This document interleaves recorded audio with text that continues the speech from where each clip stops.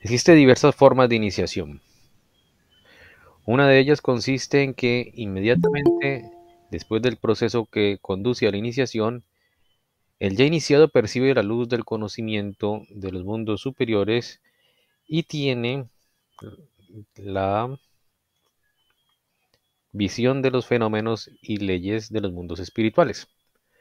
Otra forma de la iniciación puede tener lugar de tal manera que, como primer paso, el alma del iniciando tan solo recibe el germen y deberá esperar hasta que en una nueva encarnación se desenvuelva este germen con el resultado de que esa encarnación posterior llegará a la iniciación en su verdadero sentido. Semejante iniciación se hizo efectiva en la individualidad del adolescente de Naín. En los tiempos del acontecimiento de Palestina, su alma resultó transformada.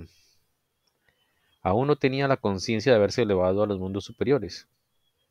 En la encarnación posterior se desenvolvieron las fuerzas que en aquel momento quedaron introducidas en esta alma. Entonces, lo que digamos lo que se narra en el Evangelio de Lucas como la resurrección del adolescente de Naín, dice Steiner que eso fue una iniciación, pero para la siguiente encarnación. Entonces se preparó el alma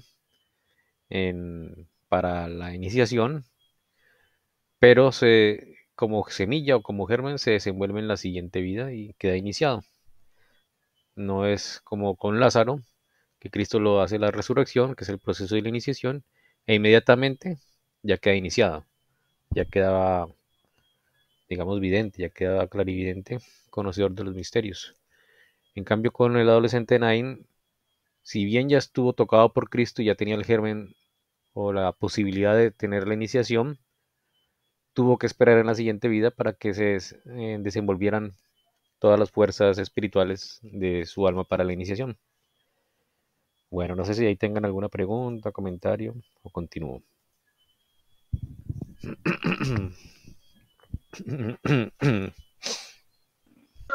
Hola, buenas Sí, vale. noches. Buenas noches.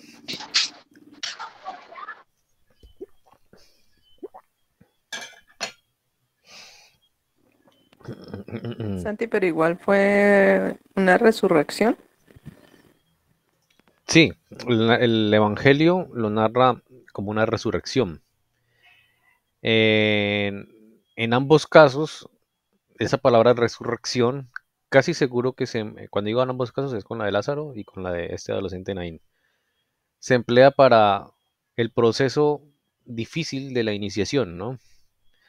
Queda muerto, bueno, casi muerto, y después, entre comillas, revive o resucita, ¿no?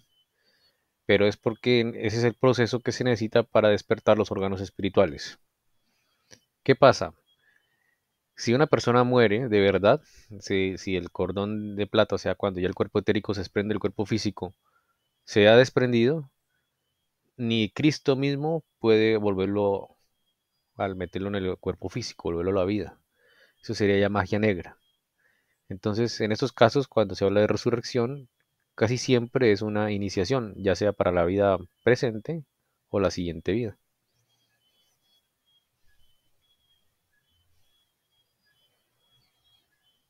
Bueno, acá te espero haber contestado tu pregunta. Sí, sí. Sino que me parece raro que no, no sé. O sea, pensé que siempre era como ahí mismo que se iniciaba cuando lo resucitaba, Ah, pues sí, cuando pasaba el proceso de la iniciación. sí, eso es lo singular de esta resurrección del adolescente de Naín, que queda el germen de la iniciación para la siguiente vida. No me acuerdo si Steiner en este capítulo o en otro ciclo de conferencias habla de lo que tenía que hacer en su vida posterior este adolescente de Nain. Influyó mucho en el cristianismo para bien, ¿no? O sea que son misiones que se van preparando desde mucho antes de su vida en que iba a hacer su cometido, ¿no? Bueno, muy bien, no sé si tengan alguna otra pregunta o comentario adicional o continúo. Y en esa vida, o sea, cuando Cristo lo resucitó, ¿qué sigue siendo normal o...? pues no sé. Sí, sí, aquí dice creo que él no sintió ningún cambio ni nada en esa vida. A ver si por aquí lo leo. Paténtico, creo que lo leí, ¿no? Como me imaginé, paténtico, por aquí veo. Dice aquí, aún no tenía conciencia de haberse elevado a los mundos superiores, pero fue en la encarnación posterior en que ya estaba consciente de que sí tenía la posibilidad de la visión de los mundos espirituales. O sea, se hizo efectiva realmente en la siguiente encarnación, aunque ya tenía el germen, la posibilidad de hacerlo.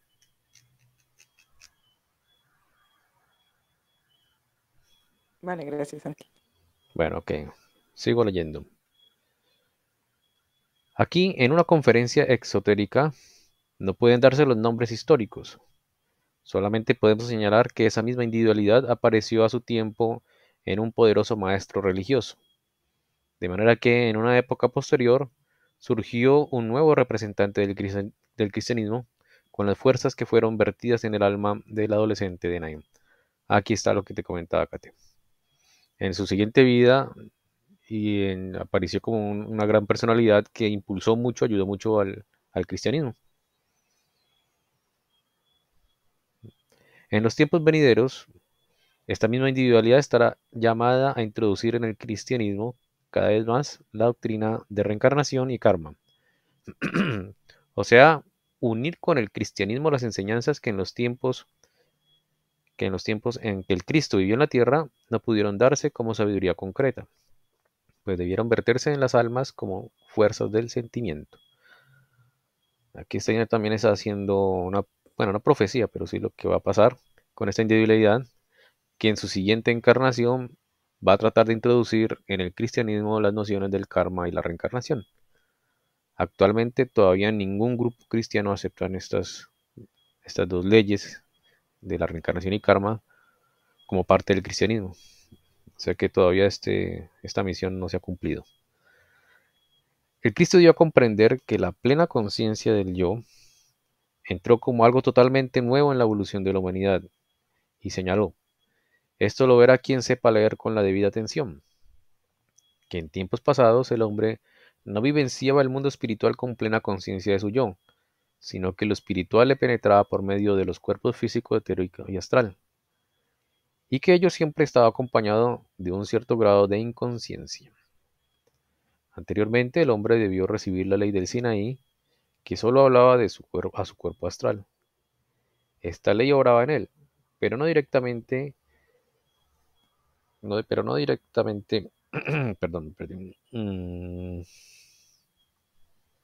no directamente por las fuerzas de su yo, las que sólo pudieron obrar en los tiempos del Cristo Jesús, porque sólo entonces el hombre alcanzó la conciencia de su yo.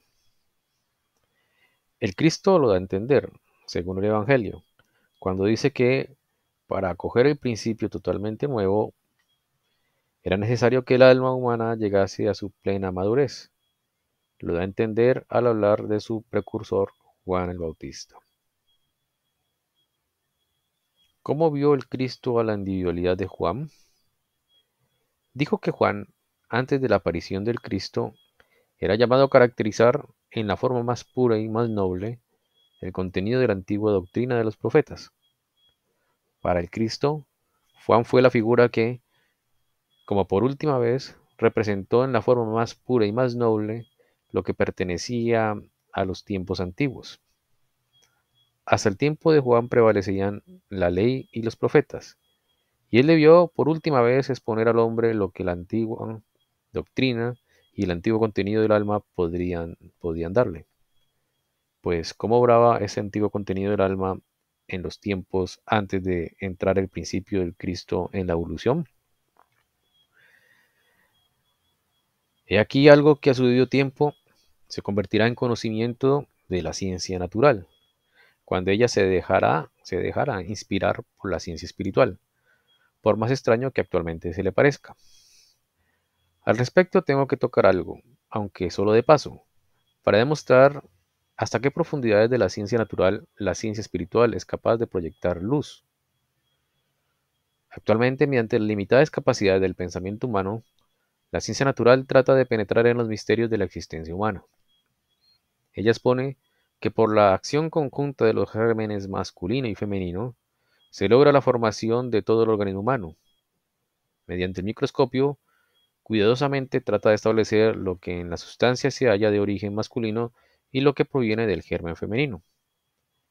Sin embargo, llegará el día en que esta ciencia natural, por su propia investigación, se verá impulsada a reconocer que sólo una parte del organismo humano se determina por la acción de los gérmenes masculino y femenino, y que en el actual ciclo evolutivo es, efectivamente así que, por más exactamente que se llegue a definir lo que proviene de los distintos gérmenes, por regla resultará que esto no da la explicación toda. En todo organismo humano existe algo que no se origina en el germen, sino que en cierto modo es de nacimiento virginio, algo que desde otras esferas se vierte en el proceso germinativo. Con el germen humano se une algo que no proviene del padre ni de la madre, pero que no obstante le pertenece y que, como destinado al mismo, penetra en su yo, dentro del cual podrá ennoblecerse si llega a unirse con el Cristo. Lo que en el curso de la evolución de la humanidad se unirá con el Cristo es la parte que representa el nacimiento virginio. Con sus propios medios, la ciencia natural descubrirá que esto se halla en relación con la importante transición que en los tiempos del Cristo tuvo lugar. Antes de esta transición, nada pudo haber en lo interno del ser humano sino lo que provenía del germen. Y esto nos hace ver que en el curso de los tiempos realmente se producen cambios con respecto a la evolución del yo. Acogiendo el principio del Cristo, la humanidad tiene que desarrollar y ennoblecer lo que desde aquel tiempo se le va agregando a los componentes del mero germen. Bueno, muy bien, no sé si tengan alguna pregunta, comentario al respecto. Todo está claro o algo está raro aquí. No les dé pena preguntar. Esa sería como el yo que uno viene trabajando desde en sus vidas anteriores. Buena pregunta, Kate. No sé. Pareciera que está hablando de algo que no es espiritual, sino algo como material. Pero no sé. Obviamente el yo sí se introdujo en la conciencia humana con la venida de Cristo. Y que eso se repite, digamos, como a modo de, no de recordación, sino como recapitulación cada vez que se nace o se encarna en el planeta Tierra. O sea, cuando uno nace como niño, todavía no tiene esa autoconciencia del yo. Después de la primera intención es que ya se despierta la autoconciencia del yo. Eso sí es así. Pero Kate, no estoy seguro si se está hablando de eso o de algo material.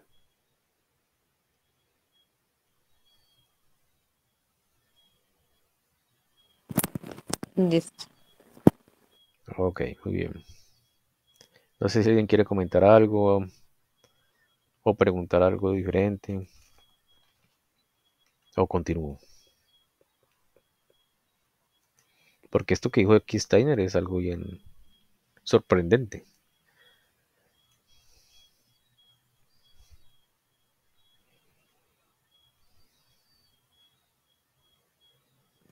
Ahí en masculino y femenino se refiere como a lo que aporta el padre y la madre al niño, ¿cierto?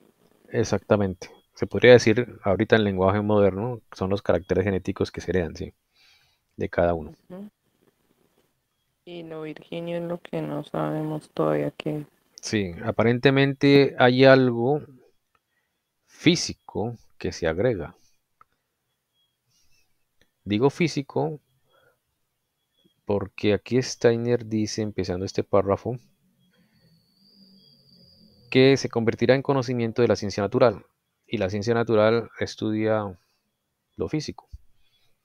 Si dijera ciencia espiritual, pues sería para mí muy claro el yo. El yo es lo que entra como extra.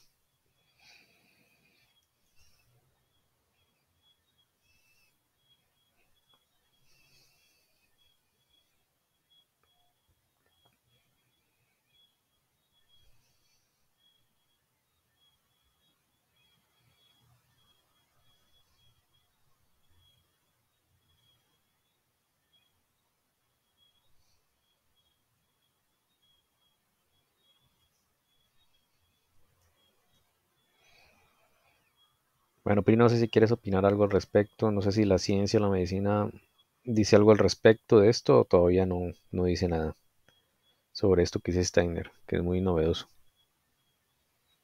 Pues, Pri, eso pareciera estar muy ligado a toda esta parte de la epigenética, ¿no? ¿Puedes explicarnos más, Pri? Pues, o sea, digamos, aunque, digamos, como tal, la genética como tal no encuentra todavía el resultado, ¿no? Sino que lo que se está como tratando de entender es que toda esa línea hereditaria queda registrada, o sea, hay un registro real, eh, tanto de los eventos pasados y los transgeneracionales, como el registro de lo que en vida la persona ha estado modulando, ¿no? Y eso se ve más que todo en la expresión de los genes, es decir, un gen puede expresar varias proteínas. Entonces, por ejemplo, hablando pues netamente desde lo físico, por ejemplo, puede haber una proteína alfa, una proteína beta, una proteína gamma, pero entonces depende de la expresión del gen si es alfa, beta o gamma, por decirlo así. Entonces allí es donde me parece interesante porque a mi entender, aunque esto no lo menciona todavía la genética como tal, a mi entender el yo expresa, es el que crea la expresión del gen para que sea determinado a generar tal proteína. Y eso es una investigación que yo estoy analizando porque más que la genómica, tiene que ver con la proteinómica, pero por ejemplo, para entender la proteinómica, es decir, como la expresión de las proteínas como tal, eso ya son cosas que se llaman, por ejemplo, megadata, ¿no? Que son como ya megadatos que dan una información y ahí pues sí toca analizarlo a través de redes y demás. Pero hasta el momento, digamos, no se ha podido como entender, o no entender, sino como relacionar de que realmente el yo es el que expresa, ¿sí? Una secuencia genética. Uno tiene en un gen, o sea, digamos, en una secuencia genética, uno tiene genes que se expresan y genes que supuestamente, incluso hasta ahora, se piensa que son genes basura, pero eso no es así. Digamos, en esa expresión del gen que expresa se llama exón, y el gen que no expresa o el gen que se consideraría como gen basura, ay, son el intrón. Pero entonces a mi expresión, a lo que yo analizo es que hay digamos, el yo es el que determina como tal la secuencia genética y qué expresar y qué no expresar, según por ejemplo, las líneas hereditarias o según pues como las líneas transgeneracionales, pero también los eventos actuales, ¿no? Sin embargo, eso apenas está como tratando de entender, Pri. Vale, Pri, muchas gracias por tu información. Santi, Dime, a ver, ¿cómo lo pregunto? Porque ni siquiera la tengo claro. no te preocupes. A ver, aquí dice, bueno, que con el germen humano se reúne algo que no proviene del padre ni de la madre, pero que no obstante le pertenece, es decir, viene desde el principio de los tiempos, algo así, es decir, ya está asignado. O sea, es algo que solo, sí, o sea, no viene del padre ni de la madre, pero le pertenece, sí, o sea, Ya, no sé a qué se refiere, si es desde el principio de la sí. creación del trasunto de lo que él ha Ujú. evolucionado en las sucesivas vidas, no sé. Porque se supone que cuando arranca todo esto ya se ha establecido como yo me imagino algo así como que establecen las almas que van a hacer el recorrido de la evolución. Y hay unas que se han quedado en los famosos rezagos, algo así. Exactamente, sí, así es. Sí. Entonces, ah, esta cosa que está destinada, que es independiente del padre y la madre, dice, está destinado a él mismo, penetra en su yo, dentro del cual podrá ennoblecerse, ¿sí? Si llega a unirse con el Cristo. Cuando se da que no se une con el Cristo, no se ennoblece, ¿qué pasa con esa? Se elimina, se, ¿cómo se dice? Sí, entiendo tu pregunta, vale. Porque si está destinado a uno, pues supone que ha ha estado evolucionando con uno y le pertenece a uno. Sí, sí, sí, se supone, o sea, yo también pienso igual que tú. Dame un minutico, yo lo pienso. Sí entiendo, Dale. sí entendí tu pregunta, pero dame un minutico, yo Ujú. la organizo mis ideas y te contesto. Pri, Ibas, ¿tienes algo que decir? No sé, levantaste la mano. Sí, Pri, es que también me da la impresión que eso tiene que ver con los arquetipos. A ver, o sea, digamos, toda estructura viva tiene un arquetipo. Eso, por ejemplo, ahorita yo estoy estudiando una cosa que llama cristalización sensible, eso es de antroposofía, y es como un método diagnóstico que permite ver una enfermedad por medio de una gota, por ejemplo, de sangre o una gota de tejido. ¿Por qué? Porque hay un arquetipo. Arquetipo viene siendo como la información que Como un lleva a modelo. crear algo. Mm. Como un modelo, sí. Ajá. Ujú. Entonces, en base a ese modelo, es lo que yo pienso que habla allí como en párrafo, es como que ese arquetipo que generaron los espíritus de la forma del cuerpo físico como tal es el que menciona allí, ¿no? Que es como lo que no hace, pero digamos, ese arquetipo a través de las vivencias transgeneracionales y a través de la vivencia del yo propio, es lo que va modulando como tal el cuerpo físico, es lo que va expresando que una proteína se dé o que otra no se dé. Por ejemplo, en el caso de las enfermedades hereditarias, uno lo puede ahí evidenciar, que digamos hay unas tendencias transgeneracionales de unas familias a generar un tipo de, por decirlo, de porfirias o de enfermedades, sí, hereditarias. Entonces uno puede ver que hay como esa expresión, pero esa expresión depende netamente como el yo. Pero hay algo que está creado por los espíritus de la forma, que es como el arquetipo inicial de la estructura del cuerpo físico, que a través de todas las encarnaciones de la familia y de uno es lo que se va expresando en la secuencia genética, ¿no?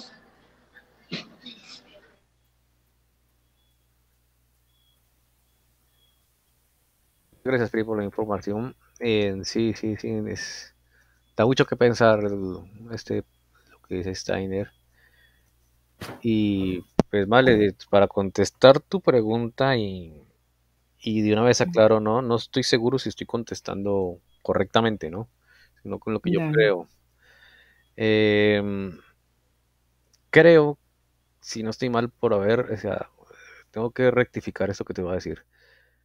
Por otro ciclo de conferencias que he leído de Steiner, creo que se ha agregado algo nuevo después de la venida de Cristo a la genética humana en la sangre. No sé si una proteína, una molécula, no sé qué cosa será. Eso antes, decía Steiner en ese ciclo de conferencias, si se pudiera estudiar los componentes físicos de la sangre de los seres humanos antes de la venida de él y los que nacieron después de él, notarían el cambio. Eso es algo nuevo que trajo Cristo, pues físicamente, en la genética. Pero eso no sé si va conectado con lo que dice el párrafo, que eso es lo que ahí tiene que empezar a espiritualizar y que no lo hereda del padre y de la madre, sino que lo trae él mismo. Eso es misterioso porque damos, pues bueno, no damos, la ciencia da por hecho de que cualquier primogénito de cualquier organismo recibe toda la información genética del padre o de la madre, o si es pues por mitosis del mismo padre, pues digámoslo así, y no por aparición espontánea saca genes, ¿no? Sino que simplemente los hereda, la mitad o todo. O sea, si es padre y madre, mitad y mitad, o todo si es partenogénesis o mitosis, ¿no? Pero eso es lo que yo creo, ¿vale? No sé, no sé. O sea, la realidad es que no tengo certeza. Mm. Pero ahora que tú mencionas eso de que se hubo una modificación en, no sabemos si molécula, que si yo, proteína de la sangre, eh, no sé si es la pregunta o que es muy atrevida de preguntar, pues se supone que todo esto se trata de algo espiritual, entonces, ¿para qué hubo un efecto en la sangre que es algo físico? O al contrario, entonces estamos viendo que es tan importante o la sangre, no, la verdad ni siquiera sé cómo preguntar, es decir, porque suponía que todo esto es como espiritual y que el físico, pues, a fin y al cabo hay que espiritualizarlo. O, pregunto en ese momento, parte de esa espiritualizada tocaba con lo que hizo Cristo entonces, que nos afectó o nos impactó en la sangre. Vale, entiendo tu pregunta. Ya te la contesto. Pri, ¿tienes algo que comentar? Sí, Prin. Es que Vale. también me parece interesante porque hablando pues de como tal de la hemoglobina, como si hubiera un cambio pues digamos en la estructura antes de y después de Cristo, bueno, ahí uno sabe de que hay una hemoglobina que se llama hemoglobina fetal. Es decir, esa hemoglobina fetal con el tiempo se va perdiendo. Así como cuando uno pierde algunas partes de su cuerpo, como el timo, por ejemplo, o la grasa parda, que son como elementos, no son rezagos, pero sí son elementos que sirvieron en la época fetal. Entonces, ahorita bien yo estaba pensando que, digamos, me parece una pregunta sumamente interesante porque así como uno se sabe la secuencia genética, o sea, la genómica de una estructura de ADN actual, uno puede volverse en el tiempo. Entonces, me parece, Pri, que es una pregunta interesante. Yo se la voy a hacer a la profe el sábado, a la profe del doctorado, porque ella es genética. Incluso ella midió las secuencias genéticas de las hormigas arrieras en diferentes, por ejemplo, en Brasil, en Colombia, y llegó a una línea común. Entonces sería como interesante mirar a ver si de pronto uno pudiera llegar con la estructura de la hemoglobina, poder devolverse por genómica y mirar a ver si de pronto hay como algún cambio, ¿no?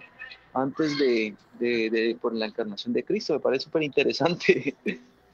Sí, es muy interesante. Ojalá se haya guardado sangre de aquella época em, para que se pueda contrastar los cambios, ¿no? Pero Sí, porque pues uno puede, digamos, en las momias, o sea, se puede mirar, pero no es, o sea, habría que mirar lo que tú dices, sangre, porque uno sabe que pues está el tejido de piel, los tejidos pues, de hueso, y ahí se puede sacar la secuencia genética, pero sangre, creo que sí también, pero es muy Sí, interesante.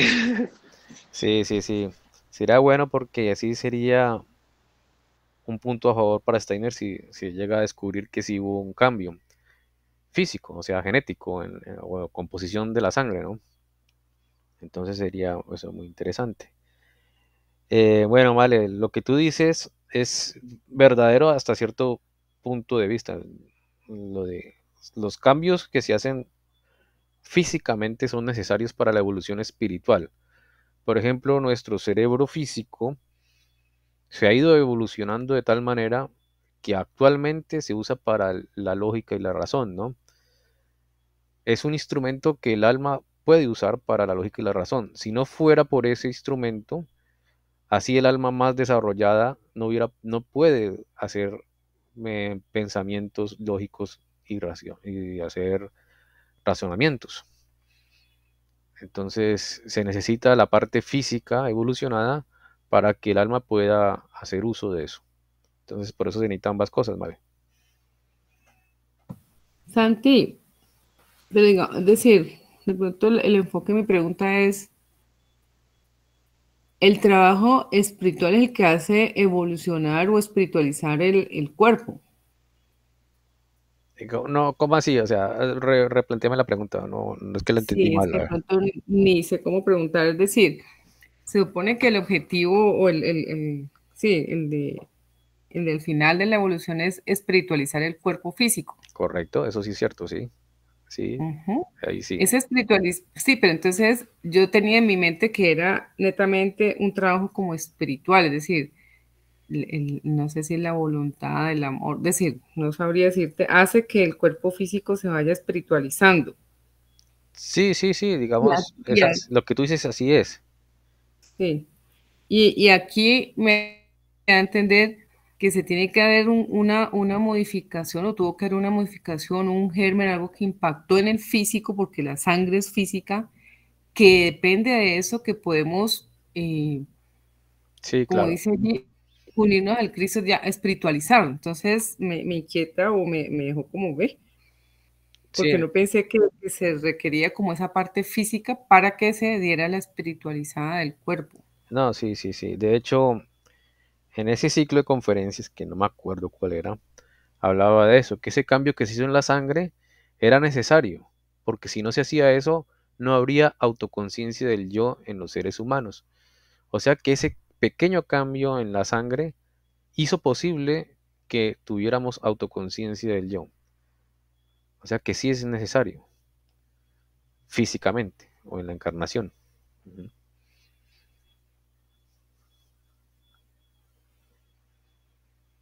Ahora no me preguntes Y qué fue ese está, cambio, pero ahí está. y está, Dime, dime, claro, pregunta. y está también, y es lógico, digamos, el cambio por lo que les había mencionado que, digamos, un gen puede expresar varias proteínas, ¿no? Entonces puede que haya sido una expresión genética de un cambio en una proteína, por ejemplo, en la estructura de la hemoglobina como tal.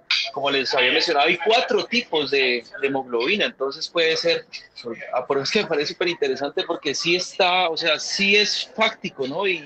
Y es lógico, digamos, pensar que, digamos, antes del Cristo había una expresión diferente de la hemoglobina ahora, así como hay 4, digamos, tipos de hemoglobina y como actualmente, digamos, uno tiene una hemoglobina fetal y va cambiando a otro tipo de hemoglobina, ¿no? Entonces sí tiene una secuencia lógica. Se podría pensar que como nos falta todavía bastante, que todavía falta de pronto otra modificación física de esa naturaleza para ir siguiendo en la evolución, o ya con esa, la última que falta era la de las... No, no, van a haber otros pequeños cambios, para bien y para mal. Se supone que en un futuro ni muy lejano, pero tampoco cercano, van a haber dos especies de seres humanos. No razas, especies de seres humanos. Unos buenos y otros malos. Ambos van a tener ciertos cambios físicos que los harán diferentes unos de los otros. Serán tendrán forma antropomórfica, o sea, como actualmente somos, pero tendrán sus pequeños cambios. Incluso les voy a dar un adelanto de lo que he leído de cómo son físicamente esos pequeños cambios para diferenciar un ser humano de esa especie de la otra. Eh, no, mejor se las digo otro día. ¿Sí? ¿Les parece? Ay, ya empezaste, Santi. ¿Qué pasó? De una vez. ¿De una vez? Sí, ¿No pueden dormir tranquilos si no les digo? para nada. Es que no, se los iba a decir, estaba impulsado en decírselos, sino que es, Ay, es un poquito, o sea, si uno le dice, si yo contara esto a una persona que no sabe nada de antroposofía, se echa a reír, se haga ciencia carcajadas. ficción, pues. Sí, sí, claro, claro, claro. No, Santi, todo lo que ya hemos leído, todas las cosas Sí, que no hemos creído. sí. Sí, ya no hay más para dónde volverse loco, ¿no? Yo también quiero saber. Listo, listo, les diré, les diré. Lo que dice Steiner es algo que uno podría haber sospechado, pero, pero igual uno como guarda entre comillas, su rigor científico y la lógica racional, entonces uno a veces lo puede descreer, ¿no? Resulta que para ese futuro, los que van a ser de la especie mala, digámoslo así, van a tener cuernos y formas animalescas. Y lo chistoso, dice Steiner, yo le digo chistoso, pero no dice Steiner, sino que para mí me parece chistoso, es que Steiner dice además que a esas personas les va a gustar verse así, con esos cuernitos, con la lengua así partida en dos, cosas así raras. Pero Sí, no es eso que no se la está manden a bien. hacer, sino que nacen así. Ah, ya. Ujú. Pues sí, ya hay Ya gente le que te las das. manda a hacer y les gusta. Exactamente, pero aquí yo les digo es que nacen así, van a nacer así. Sí. Pero Santi, es decir, la pregunta que yo hago es, ¿tuvo que venir el Cristo, morir en la cruz, impregnar todo eso para hacer un cambio de ese tamaño en la parte de la sangre? Se Sí, supone que los próximos cambios, pues que son así, también debe haber un acontecimiento magno, ¿o no? buena pregunta. Realmente Cristo es uno de muchos que han venido, jerarquías espirituales que han venido a ayudar a la evolución de la humanidad. Por supuesto, Cristo es el principal, ¿no? Y el centro de todo. pero han venido muchos bodhisattvas y antes muchas encarnaciones de jerarquías espirituales a dar ciertos impulsos. Jehová, por ejemplo, Yahvé, o Jehová, como quieran decirle, tuvo que preparar de ceros un pueblo para que genéticamente sea compatible con la encarnación de Cristo. Genéticamente compatible. Tuvo que prepararlo y se demoró pues todo lo que más o menos desde que se narra los hechos del Antiguo Testamento hasta la venida de Cristo. No sé cuánto tendrá ese periodo histórico, desde Abraham hasta Cristo. Entonces, sí es importante esos cambios físicos para que ciertas cosas sucedan. Ahora, no son cambios así que notorios, sino son cosas pequeñas pero importantes. Sí, porque se supone que el cuerpo físico es como el que más ha evolucionado de los que tenemos los seres humanos, ¿no? Que al principio era algo hasta como medio gaseoso, luego como gelatinoso, hasta que fue tomando forma el que tenemos ahorita. Entonces, pues sí se necesita una evolución y como un avance, pues para poder ir evolucionando espiritualmente también, creería yo. Sí, en efecto. Sobre todo en este estado planetario, el que llamamos Tierra, mucho se debe a la evolución en paralelo de lo anímico espiritual con lo físico, ¿no? De pronto en estos planetarios posteriores ya no será importante la parte física, pero por lo pronto en este estado planetario actual, que llamamos Tierra, sí es muy importante la parte física para poder evolucionar a la par la parte espiritual, anímico espiritual.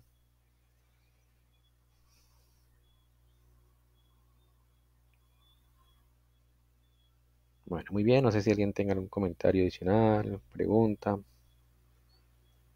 o continuamos.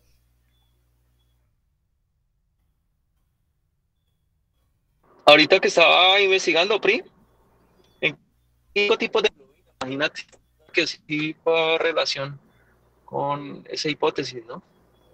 Interesante, buenísimo. Sí,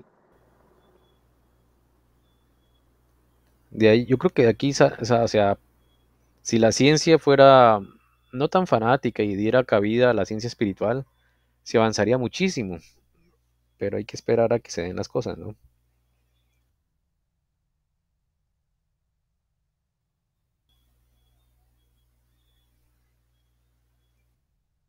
Bueno, muy bien, voy a seguir con la lectura. Esta contemplación nos acerca a una sutil verdad. Para el conocedor de la ciencia natural moderna, es interesante ver que al investigador de ciertos fenómenos resulta casi palpable que en el ser humano hay algo que no se origina en el germen. Sería fácil descubrirlo, puesto que las condiciones previas ya existen, solo que el intelecto del investigador aún no se ha desarrollado lo suficiente como para reconocer correctamente lo que sus experimentos y observaciones le ofrecen. La ciencia natural no llegaría muy lejos si únicamente dependiera de la habilidad de los investigadores. Mientras esos trabajan en el laboratorio, en la clínica o en otros campos de actividades, las potencias que dirigen al mundo se hallan detrás de ellos y hacen aflorar a la superficie lo que el mismo investigador no comprende y para lo cual él es tan solo un instrumento. Es absolutamente correcto decir que incluso la investigación objetiva es dirigida por los maestros, las individualidades superiores, solo que de esto comúnmente el hombre no se da cuenta. No obstante, estas cosas entrarán en observación tan pronto como las facultades conscientes de los investigadores se compenetren de los conocimientos espirituales de la antroposofía. Interesante esto que dice Steiner. No sé si alguien quiere comentar algo al respecto o tienen alguna pregunta o continúo.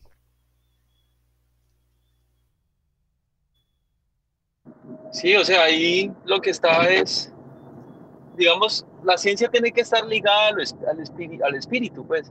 O sea, para poder uno reconocer realmente estos parámetros, digamos, todas estas maravillas que estamos leyendo, pues uno tiene que reconocerlo desde primero el ámbito espiritual, ¿no?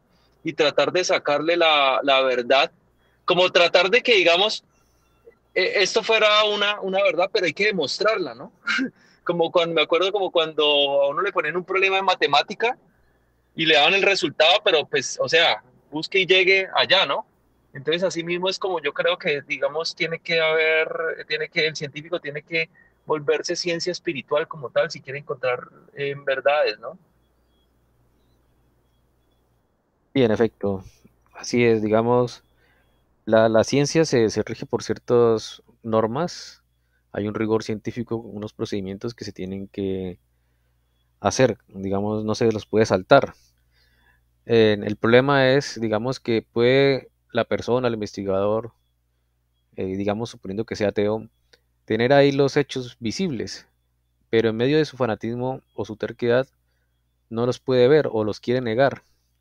Y ese es el problema, lo que dice aquí Steiner. Hay que esperar a que la conciencia de los investigadores crezca un poquito más, o sea, crean en lo espiritual. Pero eso ahí habla en general, es decir, todos los descubrimientos han sido guiados por entidades superiores o algunos. No, se podría decir que la mayoría que ha sido útil para el desarrollo de la humanidad, sí. Obviamente hay muchos inventos que son malos, ¿no? No creo que se haya puesto la mano algún iniciado en esas cosas. Pero en los importantes, en el transcurso de la historia, sí ha habido influencia indirecta de estos maestros. ¿Pero ibas a decir algo? Sí, por ejemplo, para un caso que me acuerdo que mi padrino me había comentado, por ejemplo, Isaac Newton. Él habla de la tercera ley de Newton, que es acción y reacción, ¿no? Eso prácticamente es lo mismo que karma, ley de karma. Pero entonces yo me acuerdo que mi padrino mencionaba que él inclusive tenía más libros de alquimia que de física. Es decir, él para poder encontrar esa verdad que todos reconocemos como la ley del karma, él la transmutó en ciencia y se volvió una ley que se llama la tercera ley de Newton de acción y reacción. Asimismo, por ejemplo, uno piensa en Einstein, ¿no?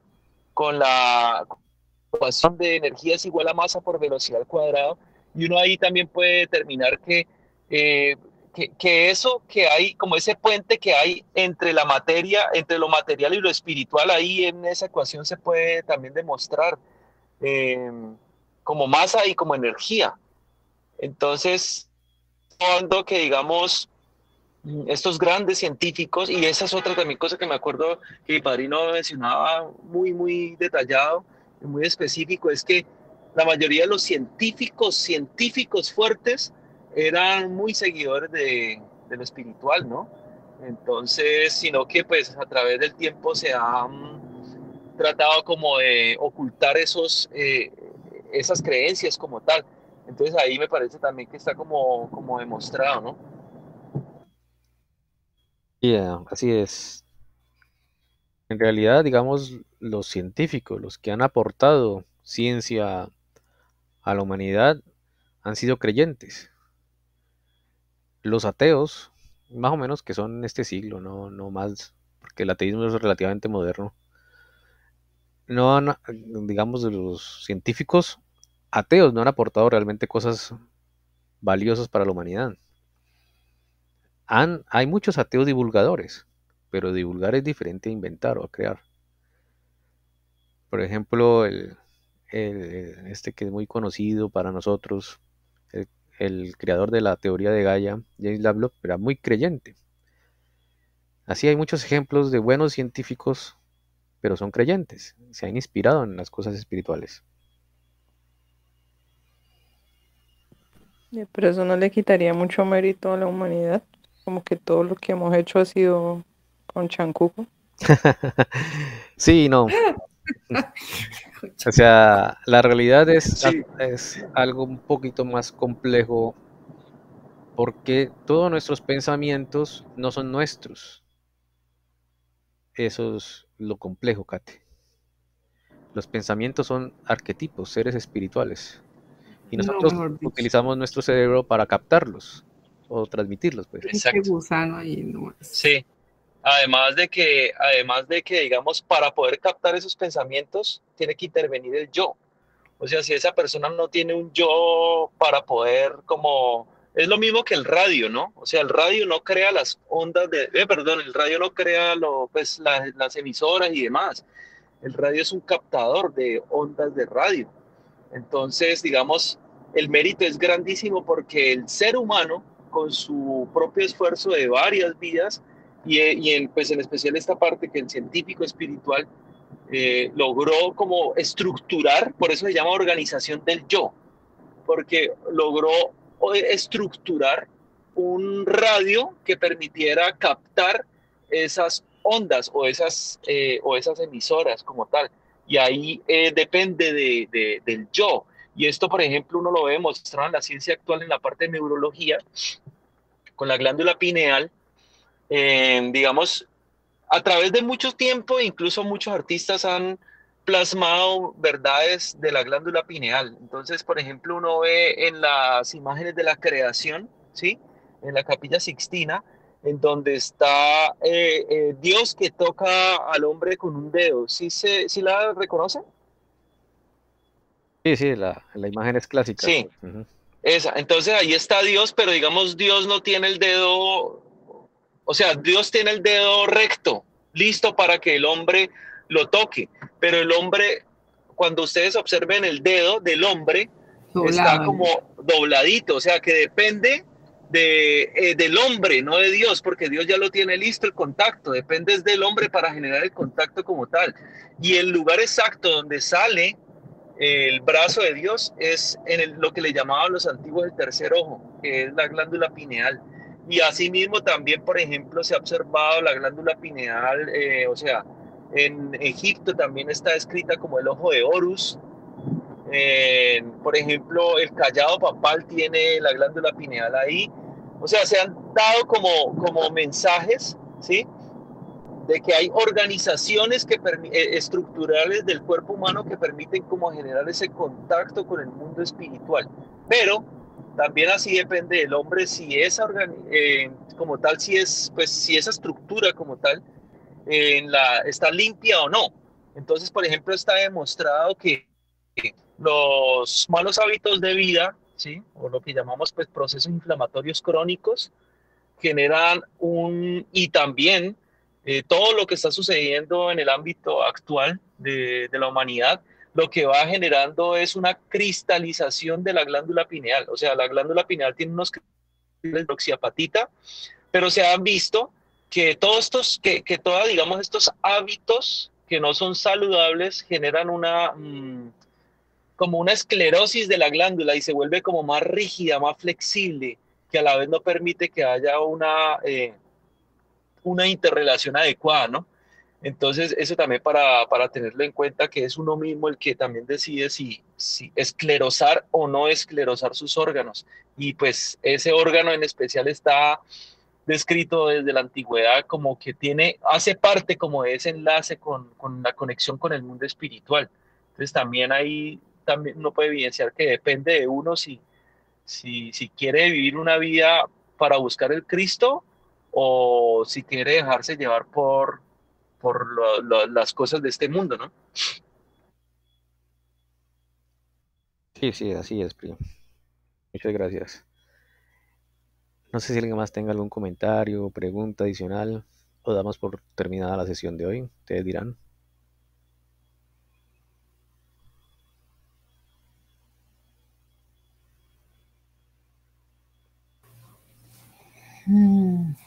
Pues fue muy buena la sesión, Santi. Sí, bueno, me alegra mucho que les haya gustado. Bueno, más enredados, pero bueno, muy bueno. Hay muchas cosas que quedan así enredadas, pendientes. Frustrados, que somos como juegue Katy, que puro chancuco, enredados, enredados y frustrados. Enredados, pero felices, eso es lo importante. Sí, pero es mejor no morir engañado, sino con algo de conocimiento. Y feliz. Y lo otro que decía Steiner es que incluso cuando uno se duerme por ejemplo en las reuniones, que a veces da sueño, que él decía que eso también era bueno porque igual estaba trabajando la parte como anímica, ¿no? Y la parte espiritual también aprendiendo. Ay, qué bueno saber eso. Sí. Pero esa ley yo me duermo y a los 8 días no sé nada de lo que hablar. Hagamos una sesión de esas, Santi. Tú Sí, sí, Empiezas sí. a hablar y todos vamos a roncar. Veamos en los 8 días que hacemos. No, lo que iba a complementar era que esa ley es correcta porque el yo, el cuerpo astral, desea, digamos, fijar esos conocimientos. Pero la idea es que el proceso no se fija ya con el sueño, ¿no? Sino que hay que trabajarlo ya en vigilia, ¿no? Esa es la idea, ¿no? O sea, vigilias despiertos. Dale. Bueno, muchas gracias a todos. Feliz noche. Santi, Muchas gracias. gracias. Feliz Un noche. abrazo, Bueno, feliz Descanse. noche, que feliz noche. descansen. Chao, Gracias, chao, chao. chao. Listo, Muchos chao. saludos. Igualmente, chao.